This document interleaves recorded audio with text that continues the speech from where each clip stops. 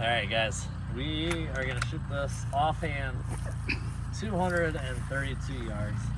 Can you see me in the picture so they know I'm not? Oh yeah, I can see you in the picture. I'm trying to zoom in and keep you in the picture. It's way up on the side of that hill. How you like me now? Now you're just getting cocky. All right, you guys, you may have heard a little bit about new liner to go with these hybrids, and the tension barrel, of course. And let me tell you something, it is 100% real. Just got mine put together today, shooting right about an MOA at 100 yards, and Norm's is shooting just the same, a little bit, maybe even a little bit tighter. Yeah, I got mine at 997 feet a second. Yours is 993. Yeah, so 995, let's call it, for both of them. Yep. It's 68 grains of projectile. That's a whole lot of power. That makes big bore, pretty easily. The cool thing is that we've got a great range right here where it's 102 yards to the paper target and center screen. And then we've got a few beer cans, one set out at 188, and then another set up all the way at the top of the hill at 227.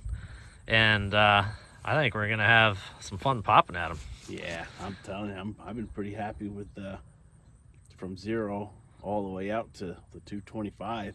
Yeah. I mean, you hit that pebble at what range? That was 230. 230. Literally a pebble.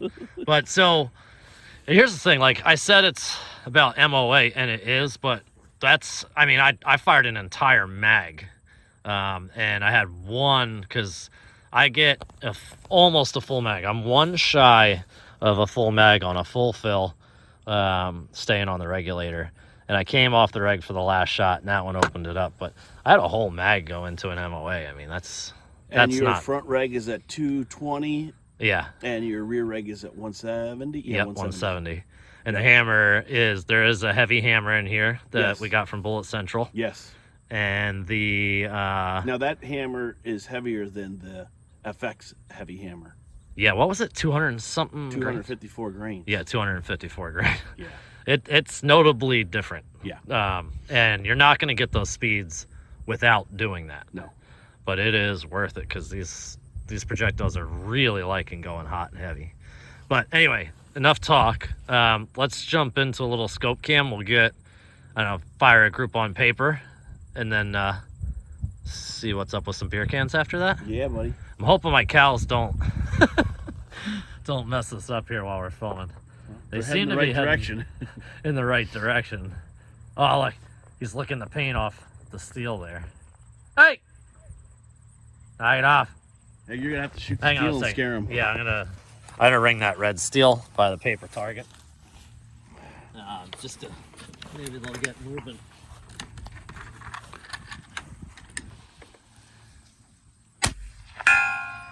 Yeah. They are undeterred. Yeah, they are. I think they like that paint. Oh my god. Growing organic cows, and then they go out and lick gold colored paint. I'm sure it's dry by now, though. Yeah. All right, he's going to shoot a group here. 102 yards.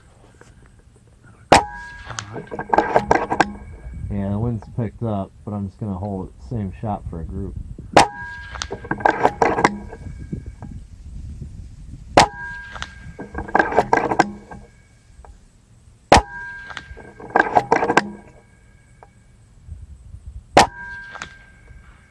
So, vertical spread is under a MOA easily. Yeah. But the horizontal is about 2 MOA for 5 shots. But that's because of the wind. Oh yeah, I got the. Look at this wind, guys. And this is on this side of the lake. Over there, I don't think I can get down to those. So that's the one thing blowing. that we have noticed with the 35 caliber.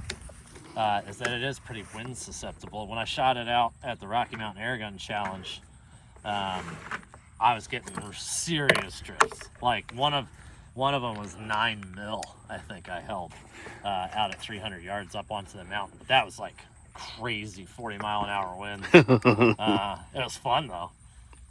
But the 35, it's heavy enough to resist some wind. But with that hybrid design, you know, so it expands really good on game. If it's really windy, it's going to get pushed a lot. I mean, that's all there is to it. It's got a lot of surface area for the wind to contact, so it's not going to be as aerodynamic as, let's say, you know, a 25 or a 30 cal. However, it hits like an absolute ton of bricks. Yeah, it does. And to hit a coyote, you know, at 100, 200 yards, no big thing. And you don't need it to be in the 10 ring every time to do that. Even though, I mean, the accuracy of this thing is crazy.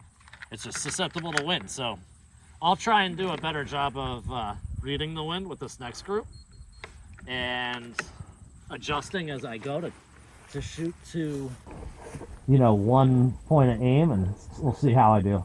All right. All right, I'm gonna try 2 MOA. Bullseye. Right in the same hole. Ah, the wind died down a little, hang on. Bullseye. That is not bad, that's under an MOA. Let's blow some stuff up. Yeah, man. So, we've got a few soda cans out there. 187 and 228. I get some air in her. 187 and 280. No, sorry. 228. So, you guys hear me talking about Stray Lock all the time. Not sponsored by them in any way. It just really, really works well. And I've got that dope right here on my watch. I don't know if they'll be able to see that. We have a good video out on how to use Stray Lock, and this is updated to all the current weather and everything. So it's something worth doing, I think, if you're going to be taking long shots all the time and you don't want to look at your phone every time. You update the weather, pop it over to your watch, and you're gold.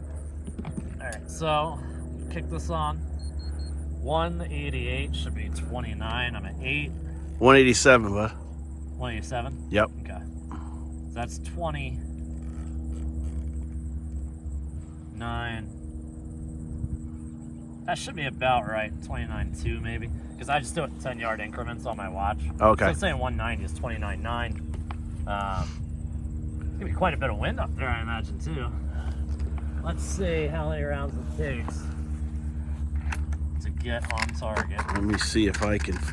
I don't even know if I can find it. I'll try to get. That's as far as I can. Yeah, I mean, zoom. you don't have to because I got scope camera running, so. Yep. Maybe we'll be able to see it explode in here. Yeah, you should be able to see it explode. I'm going to try holding 3 MOA. See what happens. I probably need more. Oh, nope, no wind. Hang on. Ah, I'm high.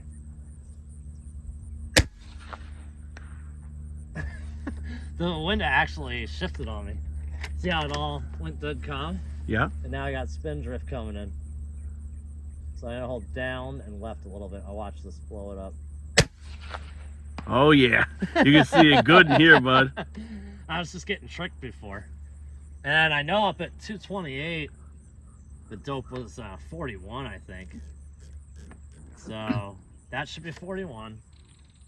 And those cans, guys, are up there by that fence with the 3 legs. I think it's pretty close to the middle So knowing leg. that I'm getting some spin drift and the wind's pretty much straight at us now, I'm gonna hold 2 MOA to the left and see what happens. Okay. Oh my gosh, that was so close, dude. Oh, I'm right over the top of it. Hit. Yeah, Just barely see nicked the top end of it. I wonder if I can get it to explode if it's got enough liquid in it still. Right at the base of it, I think it's leaking it. Yeah, I mean, it's like going through it now, I think. That one's just over. Oh, just to the right. Just over.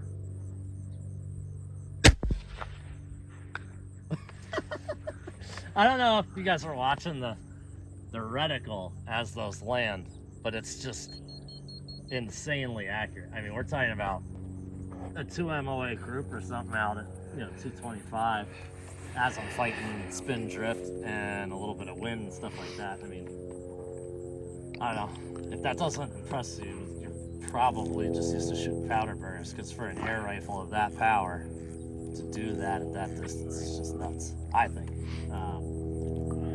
There's another set of cans, bud. You want to do it? Sure, why not? Why not, he says. All right, we're going to swap positions. You guys will see Norm's scope cam going next. You brought your scope cam, right? No. You didn't? Seriously? Yeah. So I guess you want to use my gun? Why not? Didn't I say we were going to make a video today? I think you did. But you told me that yesterday. You didn't tell me that this morning. You know my memory. My 12-year-old son just swapped up. Son, what's the most important thing you think that you might need to make a shooting video the way that Uncle Norm and I do shooting videos? Scope cam? Yeah, there you go. I thought you were my buddy. Oh, gosh. I forgive you because you're handsome. Well, there's no arguing with that.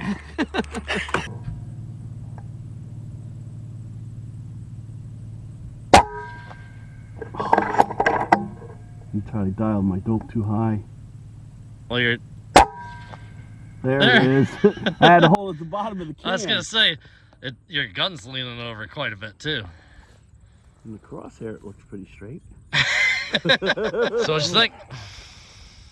Like you said, I think for that much power in a gun and 18 rounds, yeah, it's not like it's one of those single shots. I don't think you're going to be able to touch it. Yeah, it's a lot of power. It's not super duper heavy. As a matter of fact, it's not heavy at all until you start putting stuff on it.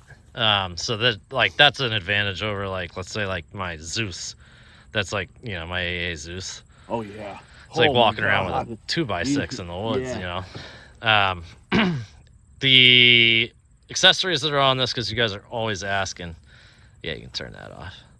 Obviously we're running scope cam, but this backbone rail is the new 30 MOA version. I love that. It's called the backbone because it goes all the way through the entire thing. Oh shoot, I was still zoomed in, all shaky here and wondering why. So that right there at the end of the gun, running all the way forward, really stiffens the entire action up. That's a thing right from our friends at Air Marksman, Utah Air Guns. And we've got the Saber Tactical Picatinny at the end and Arca Swiss up towards the back, so we can slide that bipod, that Acutac bipod, back and forth. This is the BR4. I like that for casual work. It's not for the bench like we're using it right now, but it's my favorite hunting bipod. And the field version monopod, extended buttstock from Saber as well. What do you got on there to keep it quiet?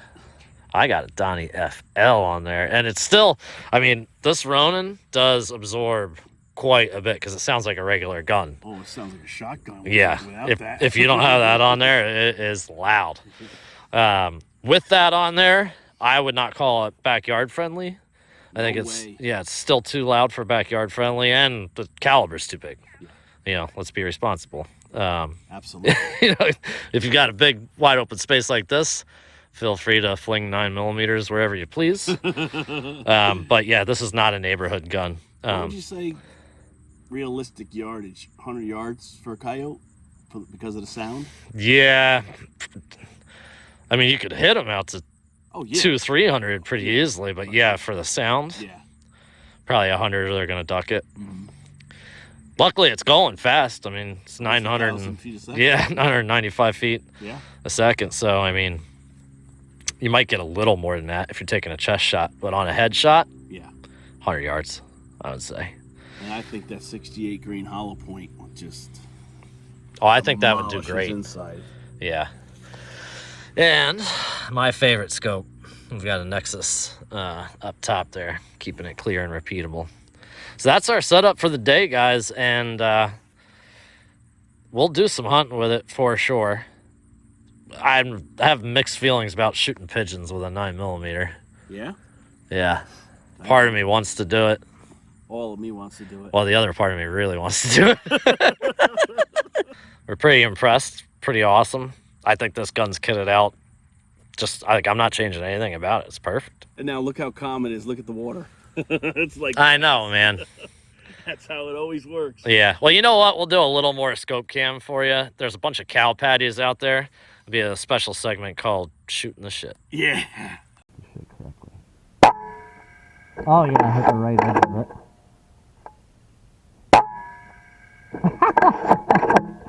One more. Oh, that had a nice satisfying smack to it. At 197. Oh, I hit it first try and right edge of it there. Oh, that was a good splash. 3, 2. Done. Done.